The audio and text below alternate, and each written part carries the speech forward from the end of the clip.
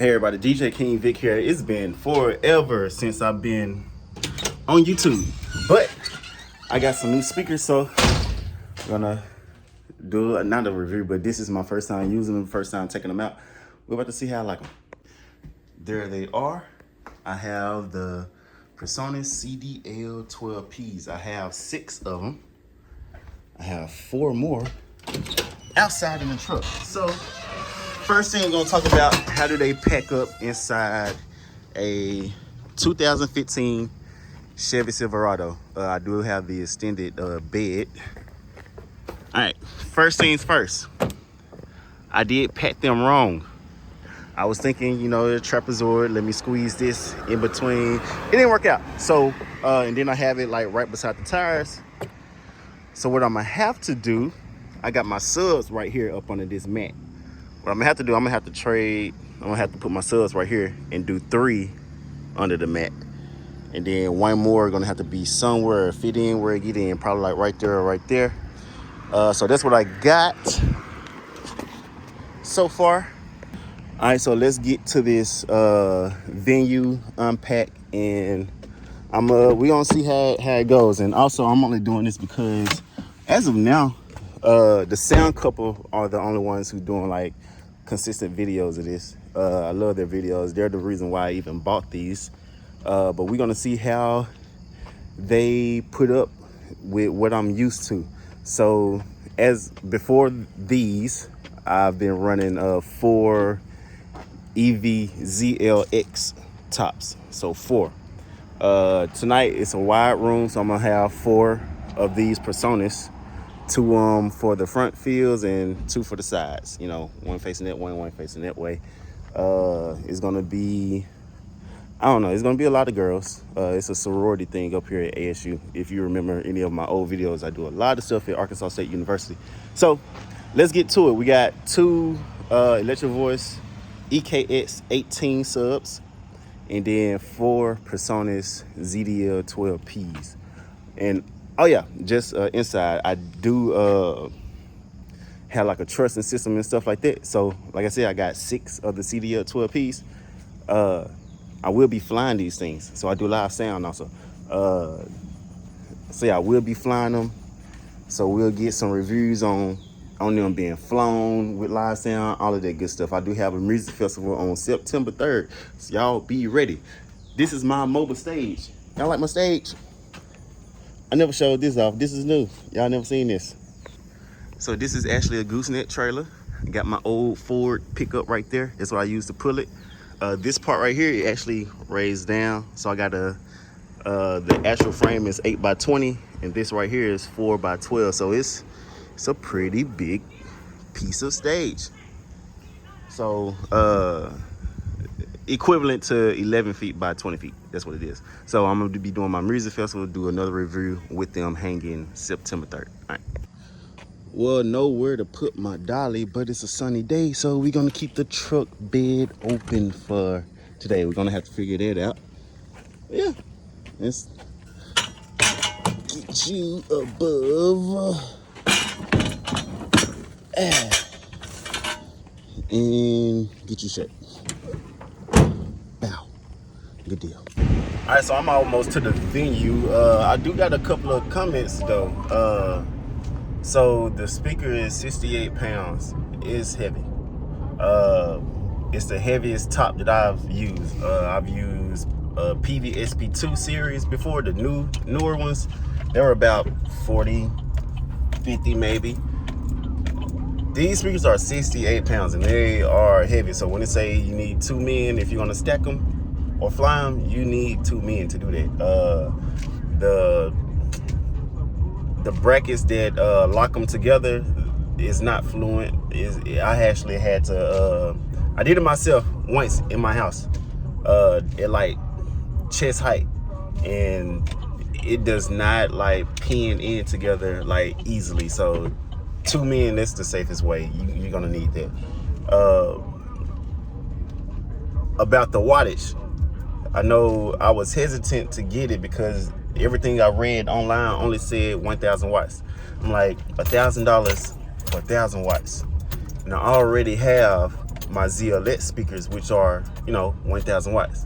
But when you get the speaker, it's actually 1,000 watts RMS, 2,000 watts peak. So, yeah, it's not just 1,000 watts. But downside of that, these things pull a lot of power, 5.5 amps. My ZLX speakers are 0.8 amps. So 5.5 amps is a lot of power draw. So be prepared to run a couple of different circuits. And for me, my music festivals, I'm gonna have to buy, a couple more generators just because, yeah, I don't want to be skimpy on power, especially not for my music festival. Those are my babies. So I'm here now. I'm parking. So yeah, we'll get into it. I'm kind of upset. They usually have this big old silver flatbed, but I got to use a regular dolly. And another interesting fact about these, they're plastic enclosures. They're not wood, they're plastic. But hey, just to let you know what you're spending your money on if you do get them. And yeah, I think they're worth it though.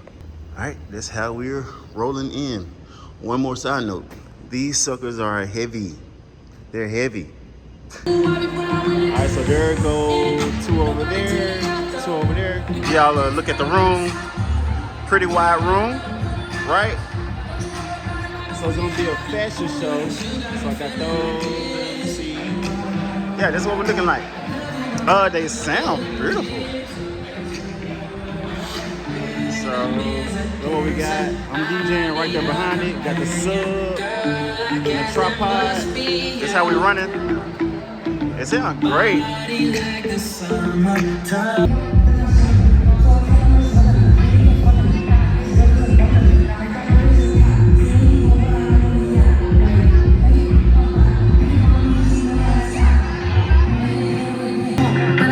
Enough without you, and I can't eat enough without you.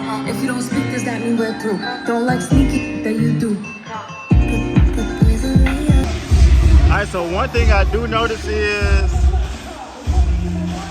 they are, I don't know, I guess they have more gain than my EV system normally would. Let me see if I can focus on this. Well, basically this EV, my sub is on +4. And it's nowhere near clipping. I'm not even high at all. See, it's on +4. It's not clipping at all, but this is already, the limit is already tapping. Usually I have this at my 12 o'clock position. So it'll be way louder. That's the only thing I noticed. And so I got the high pass filter initiated. So this shouldn't be reading bass, right? But like if I turn my bass up, it's gonna send it to overload, like you see. But like if I turn my bass down, then it's regular. If I turn my bass up, it shouldn't even be picking up like the bass frequency. Only my sub should be, See, clipping. But I don't think it's actually clipping, it's just reading the extra signal. If I had my ZLX, that wouldn't happen, or whatever. So I had to put my sub at +10, +10 dB, just so it can clip at the same time as these. So +10 on my subs kind of even it out. But yeah, I think I'm gonna just use these for live sound where I have my mixer, where I can separate the sub line from the tops line. So I won't be daisy chaining from the sub. I gotta do +10 on these. Hi guys, so my take on the new speakers. They sound beautiful. They sound lovely. Power, I don't think it's gonna be 2,000 watts peak. It's probably be just right at 1,000 like it says. Like online and everything, but the paper says 2,000 watts peak. I think it's gonna be 1,000. The tops, like even though the high pass filter is on, they still kind of like read the bass from the input. So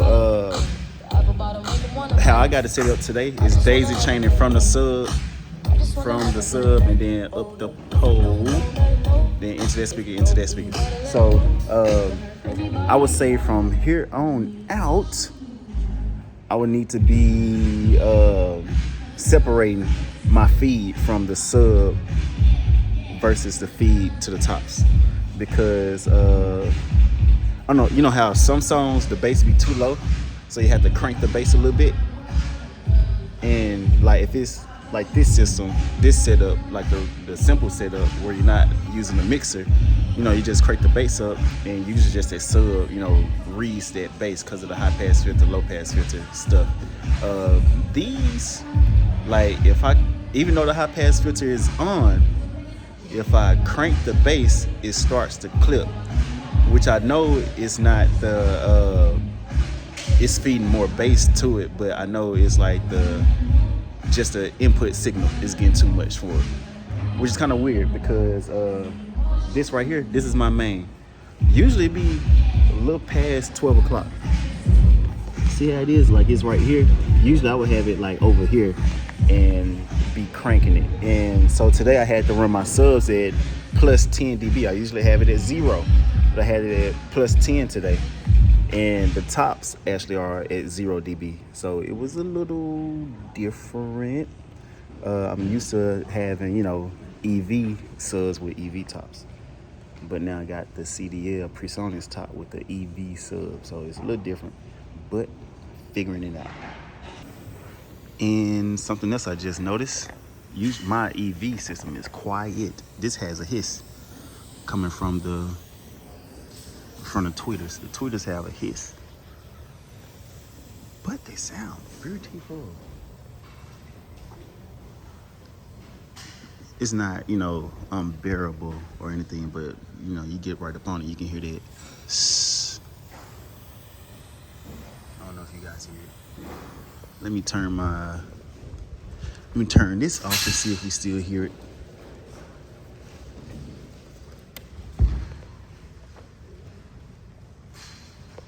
And of course, no, we don't.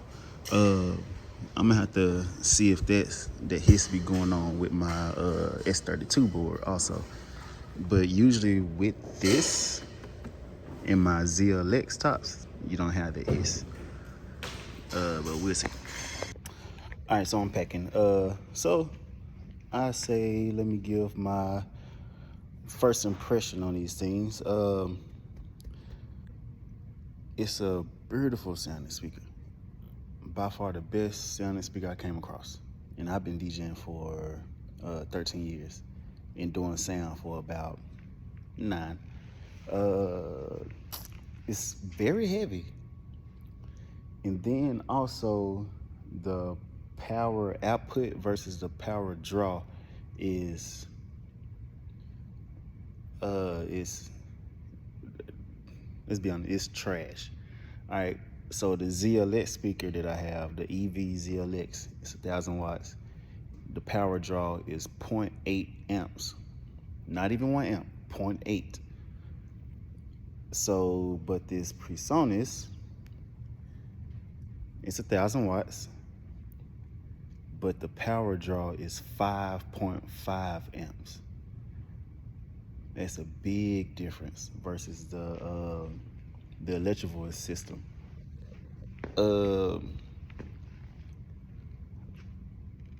For a DJ, I would say no, this isn't what you need to go with.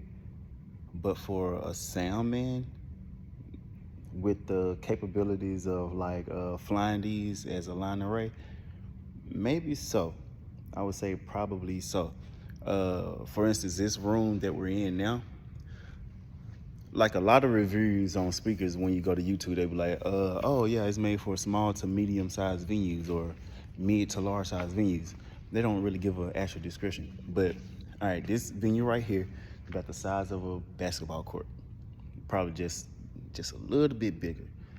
And usually in this venue, I would do about 2 subs, 2 tops, 2 electric voice subs, and 2 electric voice ZLX tops. So that's 4,000 watts in tops. and it does very well in this room. These,